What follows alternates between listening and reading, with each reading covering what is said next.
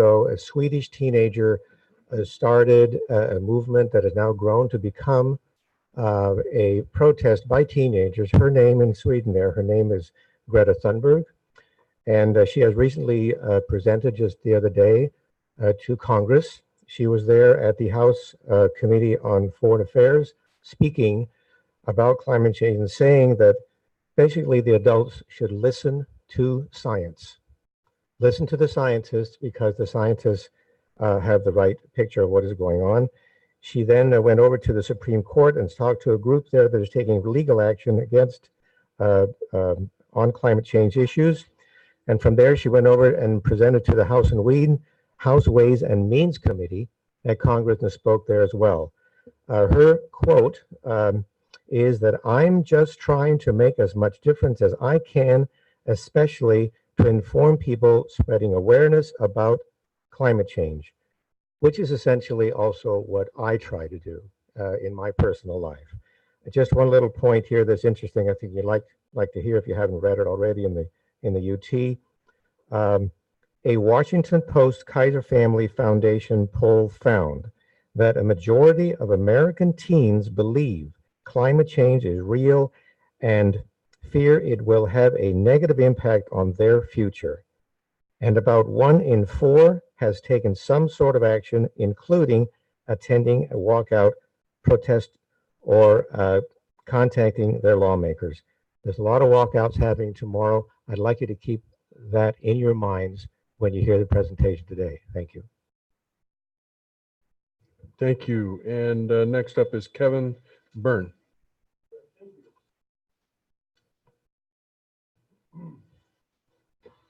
Good afternoon. I appreciate this opportunity to speak. My name is Kevin Byrne. I live here in Oceanside, been here for 40 years.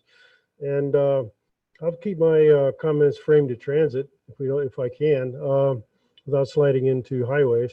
But basically when Mr. Acarta first came to Sandag, first two weeks he was here, he spoke to the fact that we need to get people off the I-15 freeway and into buses and get them into San Diego. And for me, that was a hallelujah moment. I think that is a great idea. However, it seems to be sliding. And I spoke to the board of directors in the past regarding my simple concept is to go ahead and improve the freeways as proposed in the Transnet program, dedicate a lane, maybe 2, depending on what the planners come up with, to rapid transit bus and to rapid freight. That's what we have to do to move people in this county, and we're going to have to develop it pretty much on an as we go basis, to pay for it on an as we go basis. We can't just jump. Sandag failed miserably, and we can't just jump into another program in the scope of the bullet train, for instance, without proper. It needs to be led into. It needs to be planned into. These changes can happen. So the only thing I'm going to say is let's start it simple. Let's keep it simple. Let's move into rapid transit through rapid transit trains, and very similar to, I don't mean rail trains, I mean bus trains, very similar to a rail train. It can be done without getting into specifics. If you need specifics, I'd love to show you some, but I don't have the time here today. But anyway, thank you for your attention. Thank you, Mr. Byrne. All right. As mentioned, we're going to have a briefing from Hassan Akrada, the Executive Director of Sandag, and his team. So the floor is yours, sir. Thank you, Chairman. Good afternoon, Board of Directors. Good to see all of you. I know we have limited time, so we'll make the presentation as short to allow some questions and answers. So just so you know, we've been around the region talking about what we call the bold vision, the 5 big moves. I remind people that this region, like all other regions in the state, are required by state law to meet a very specific greenhouse gas emission target. Now, unfortunately, when you look at where the state of California is going today, we're going the other direction. We need to be at the green dot on the screen. but we're going up. And we hope San Diego will be the region that would reverse this trend. People ask me, what happened if we don't? And the answer is simple. I think one is the most important one is we couldn't move any transportation project, even with our local money, forward. And two, we will lose tens of billions of dollars of transportation federal and state funds.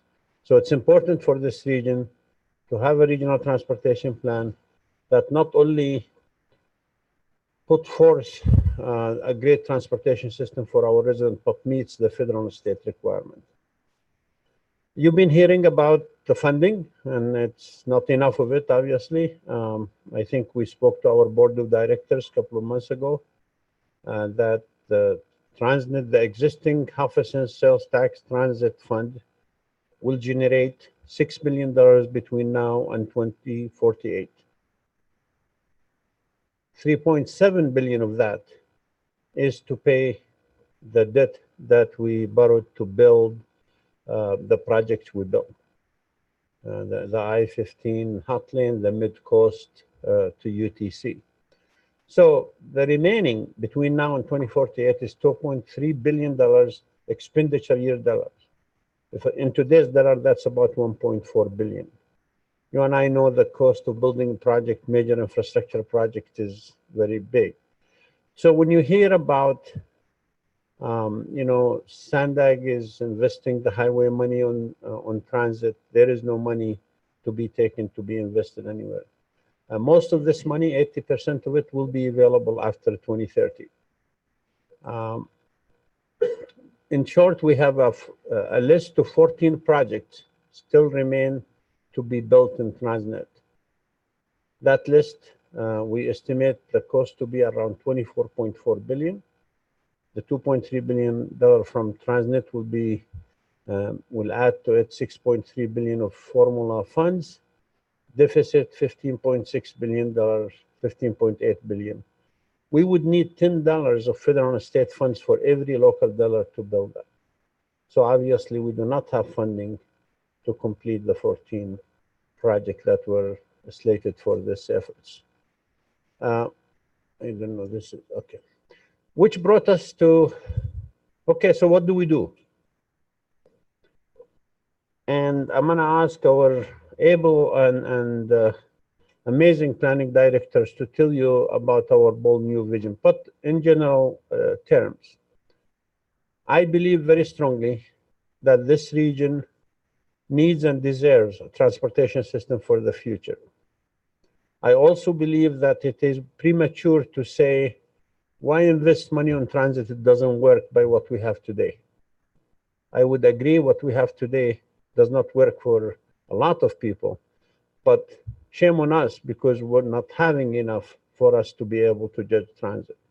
So this vision will put forth a transportation system, and that's not only transit, but add capacity to the highway system, reduce greenhouse gas emission, reduce vehicle mile travel, and shift enough people to transit to make a difference on the highway. That's our system, and that's our story. A lot of details are missing today. I can tell you how much this is going to cost. I can tell you what's the benefit of this. But come November, in a couple of months, we're going to have that detail for you. Either end of November or beginning of December, we will make a presentation to the board of the framework of the system we're thinking about, approximate cost, and a potential funding mechanism for that system. And with that, I'd like to ask Colleen to complete the presentation, and then we'll be back for question and answers.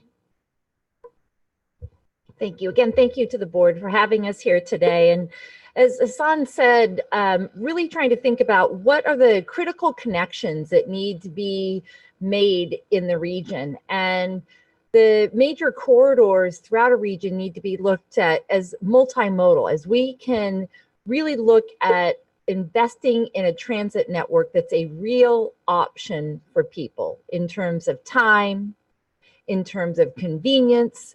That will free up capacity on our local roads and highways. This has been the initial thinking on the potential critical connections, and we're continuing to refine this. This really is about taking people from where they live to where our major job centers are. That's the primary trip that can help us reduce greenhouse gas emissions and meet the state law.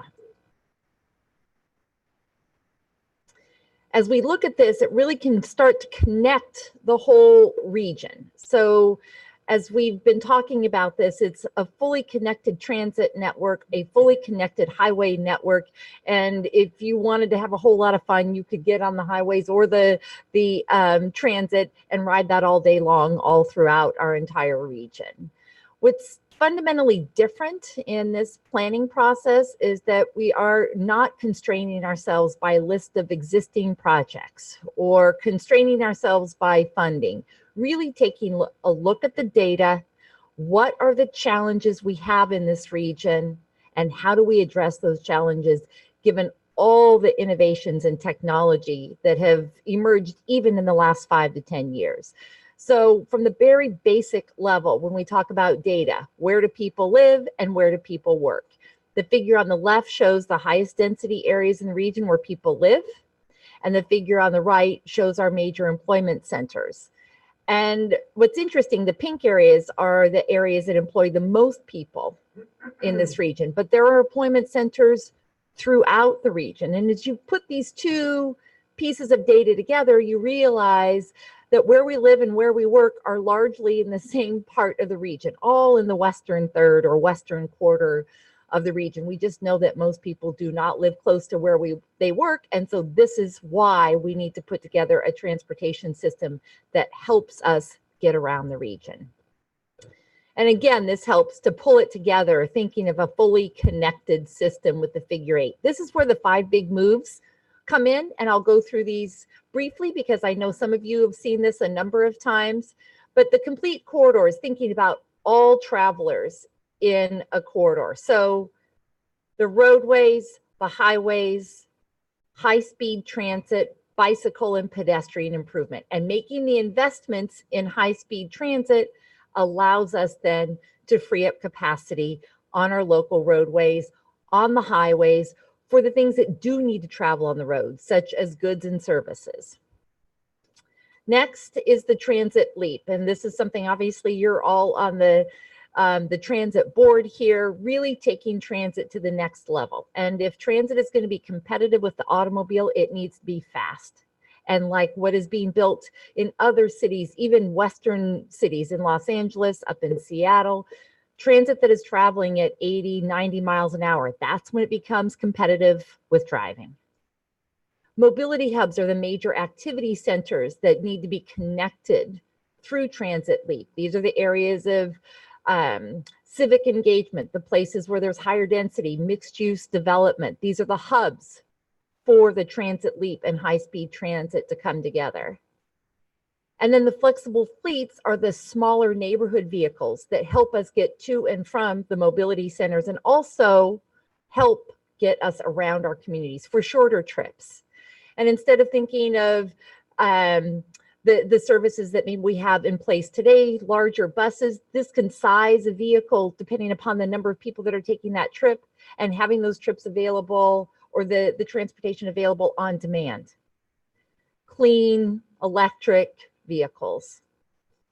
And then the fourth big move is the operating system that helps make this all work together. So the technology, everything from the technology on the timing on our signals on our local streets and roads to the information that we get on our phones, knowing where there's congestion on the roadways, what our travel options are, what the transit travel options are, how long it will take us to get where we need to go. And if we have more time to travel one way or another, depending on how we're traveling or how many people we're with or what we're actually doing, being able to have those choices right available at our fingertips on our phones.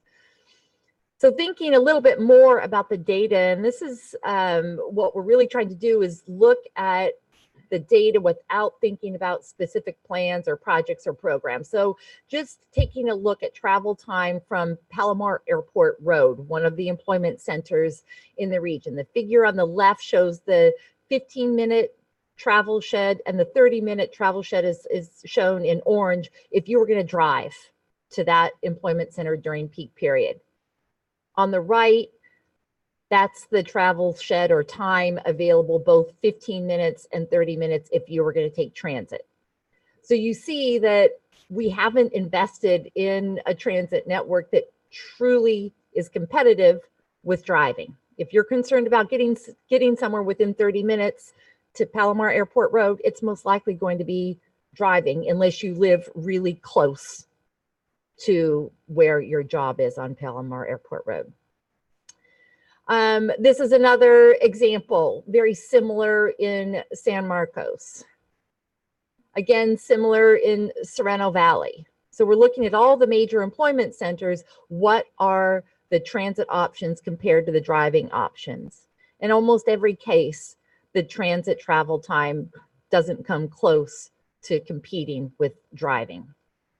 So really, Sereno Valley is an area that we like to use it as an example because people come from all over the region to work in Sereno Valley. And that's largely because these are some of the highest paying jobs in the region. So people are willing to travel long distances to those jobs. What this figure shows, the green is showing the employment center and the blue dots show households that are traveling to that particular location. And again, this shows, you see the blue dots throughout the region. People are coming from north, south, east, and west to get to the employment center in Sereno Valley. And if we dig in just a little bit deeper and look at 20% of the trips on I-5 North in the morning are going to Sereno Valley. 38% are coming in on the 56. Then we look further east on the 52, 14% of the trips coming up through the 805 corridor, 34% of the trips. And on I-5 South, almost half the cars that are on the freeway in the morning are making their way to Sereno Valley. These kinds of data help us understand where transit can make the biggest benefit. If we know there are a large number of people making a trip in a particular corridor, that's where we can make the investments in high-speed transit to truly provide an option for people in this region.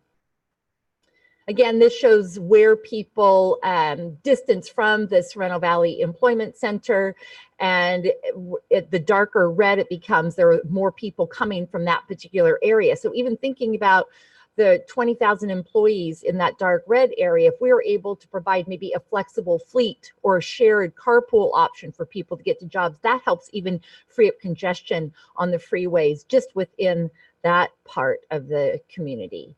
And then also looking at concentration of employees in Sereno Valley. And so the darker purple and the light purple show where we have various concentrations of people who are traveling from particular areas in the San Diego region to get to Sereno Valley. Again, these are the opportunities we have to provide high-speed transit.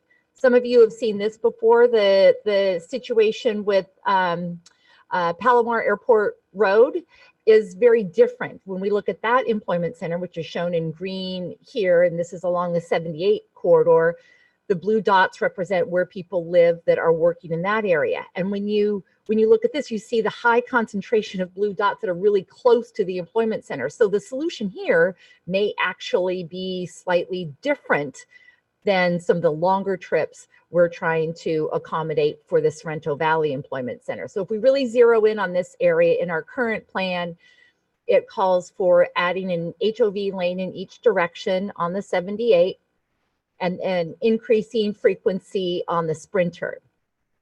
Thinking about how the 5 big moves could be applied, applying a complete corridor concept. So not only along the 78 and the Sprinter, but looping in Palomar Airport Road, creating a complete corridor with all transportation modes available. And then how do we add in the transit leap? So high-speed transit, perhaps underground along the Palomar Airport Road area, and then connecting in with high-speed transit along the coast.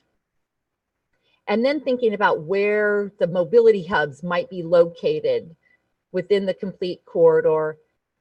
And with the application of flexible fleets, then we start to see how we could provide an option for people within this community, within this area. A large percentage of people could have another option.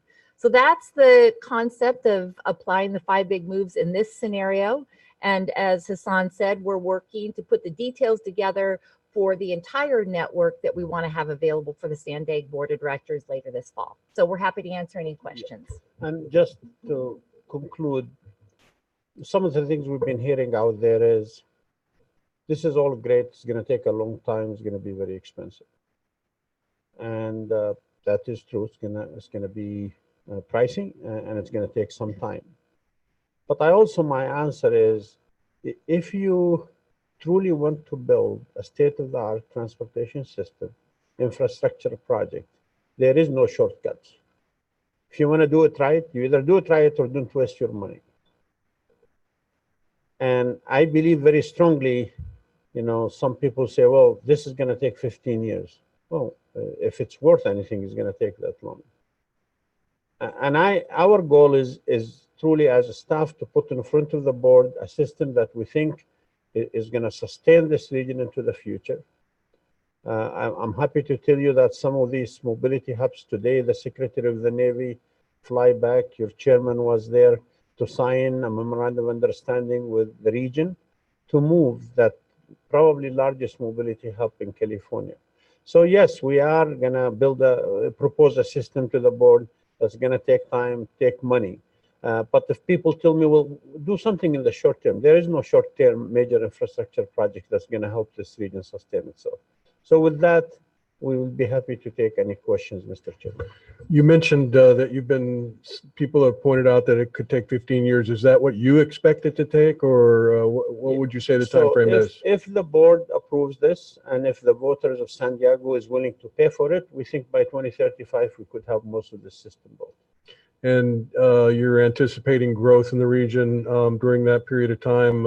Is it going to be North County mostly? How are you dividing that growth? A lot of the growth is in North County. There will be 1 million more people by 2050. That's our growth forecast.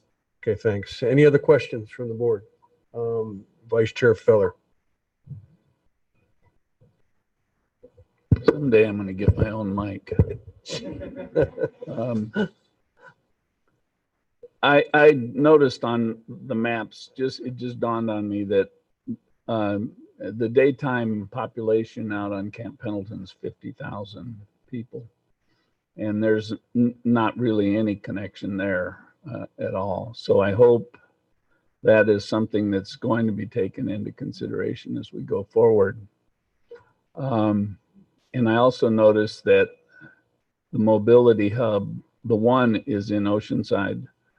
The other is right up in a tough place in Vista, where it is pretty dense, I think, on that north little loop of the Sprinter as it crosses.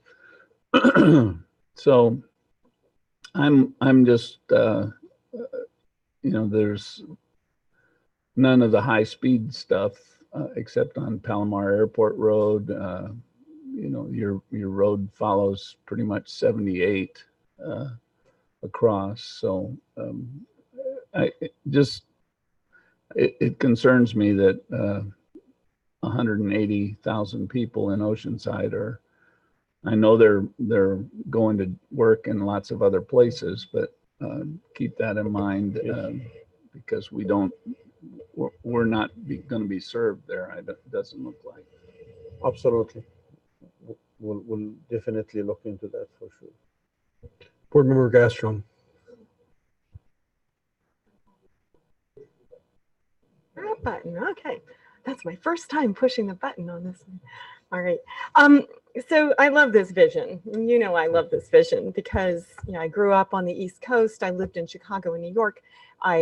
As I've said to you before, Washington, D.C., I watched as a teenager gain its railroad system.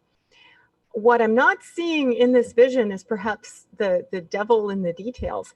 And I'm wondering who's going to take a look at how to get cars off the road neighborhood by neighborhood. And I'll give you an example. Brainstorming a little bit in Del Mar, and talking to people, how can Del Mar take its 48% greenhouse gas that's due to the 300,000 miles in and out on car trips to Del Mar? How can we get rid of some of that? Well, the most obvious one is actually getting kids to school. Parents want to go with their kids. If we could have a circle bus that went from Del Mar, up Del Mar Heights Road to the elementary schools, Torrey Pines High School, Cathedral, over to Rancho Santa Fe, and then back down through Solana Beach, and then circling the other way at the same time, that bus would get an enormous amount of the morning traffic and the afternoon traffic off the roads. I can only imagine that there are many, many more examples of that all over. Can I address that? One of the 5 big moves is the flexible fleet. That's exactly why we think flexible fleet is going to be part of neighborhood travel and short travel. I think many of you know, together with NCTD and the city of Carlsbad, we started last month a trial of 4 shuttles feeding the train station, maybe taking people to lunches. I believe with the technology, with the fact that eventually this shuttle will be driverless and will be on demand with the operating system, that's exactly what we're looking at. And yes, we have planners are looking at this 4th big move, which is the flexible fleet and where it can be applied throughout the region. Now, let me just remind everybody, our goal is not, we can never take everyone off from driving. If we get 10% off, we have created a huge capacity for the region, and that's our goal and continue to be. Exactly. Yeah, and so I would encourage maybe even having pilot projects for the flexible fleet with drivers. Yes. Eventually, they can just go to sleep and behind the wheel. But getting some of these pilots out there and perhaps finding funds for local municipalities to work with each other. So for example, Del Mar could work with Solana Beach and the county to figure out, could we do for 6 months a bus and make it work? So perhaps a program like that to implement some of this ground up. And that's further complicated by school boards having really the responsibility and the way things go for transportation. So, Mayor McNamara. Okay, I'll start out with saying I like the 5 big moves, and I hope we find the money, and I hope we can do something. We need to do something, okay? And this is pretty good. What concerns me is you just said we could do this in 15 years. You got the plan with the money and the phases? I thought we had Sandag, when we were down at Sandag, you asked for 2 years just to figure it out. So, I mean, I'm like, why are we saying 15 years? We don't know that, do we? Is there a plan? Yeah. Well, I mean, that we can do it in 15? Mayor, I mean, if we had an unlimited pot of money and, so Mayor, I said, if the board approves it and people are willing to I pay know, for it, but- yes, sure.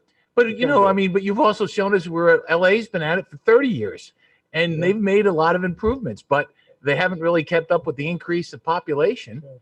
I mean, this is a real I mean, I think we need to be very candid with the community and not, because it's going to cost a ton of money and it's going to take a long time. And I don't think it's going to happen in 15 years. I think it's going to take a lot longer than that, but it still needs to be done. I'm not saying not to do it, not to start, but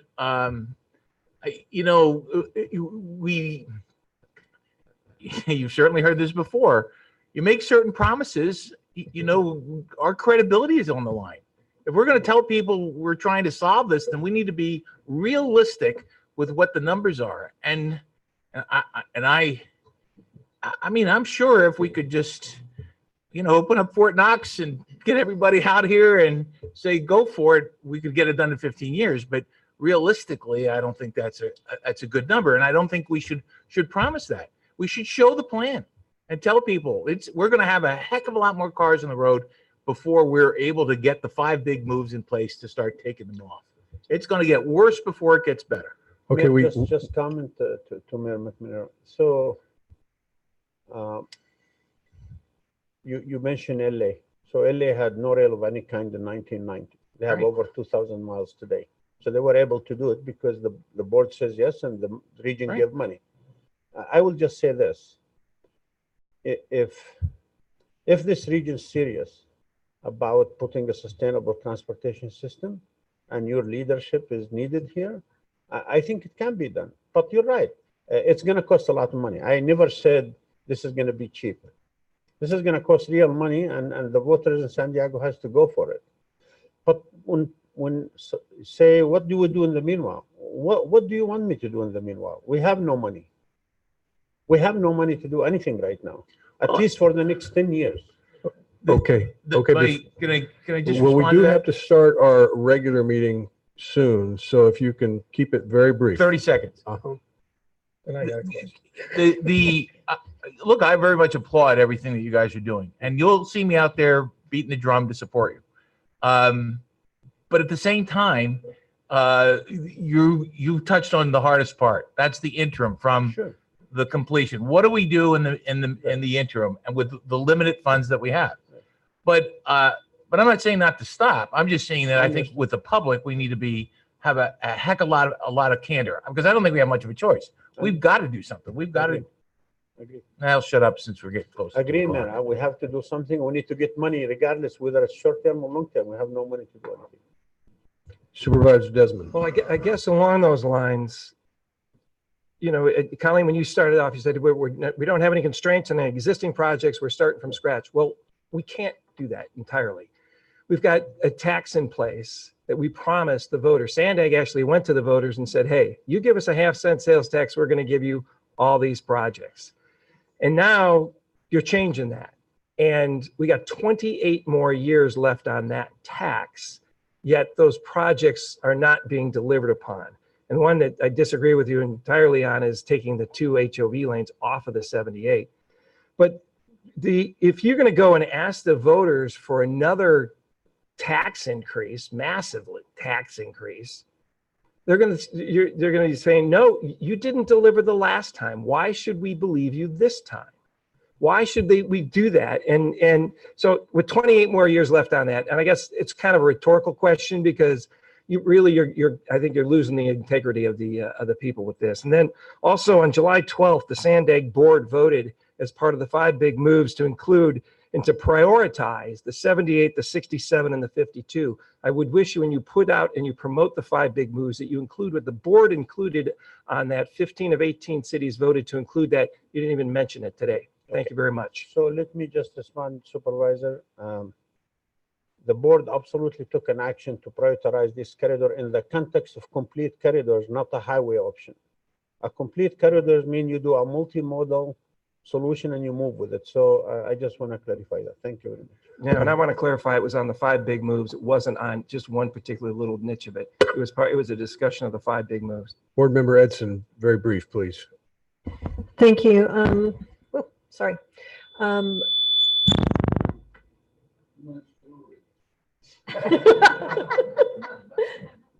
Okay.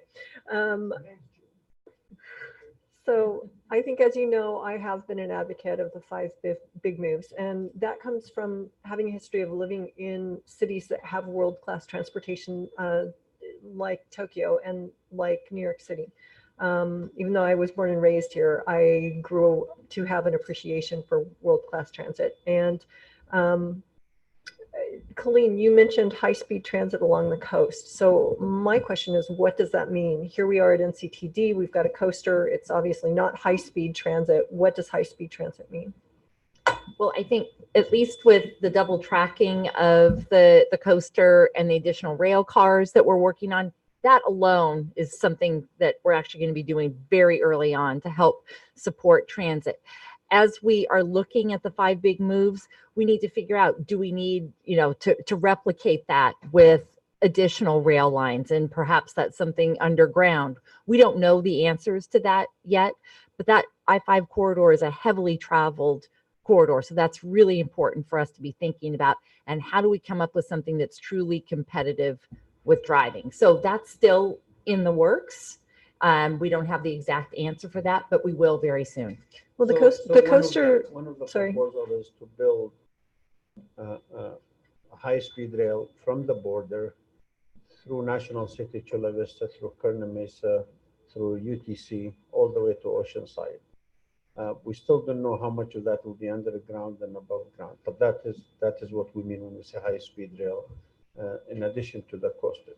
Okay, thank you, Hassan and Colleen. We appreciate it. The public speakers, thank you all very much. This special meeting is adjourned, and we will move right into calling to order our regular meeting of September 19th, 2019. And I would like to ask the clerk of the board to call the roll. Sir. Jack Feller. Here. Tony Krantz. John Franklin. Paul McNamara. Jim Desmond. David, Terry Gasolin. Jewel Edson. Sharon Jenkins. Priya Patel. Okay, thank you. And if you would all rise and join me in the Pledge of Allegiance.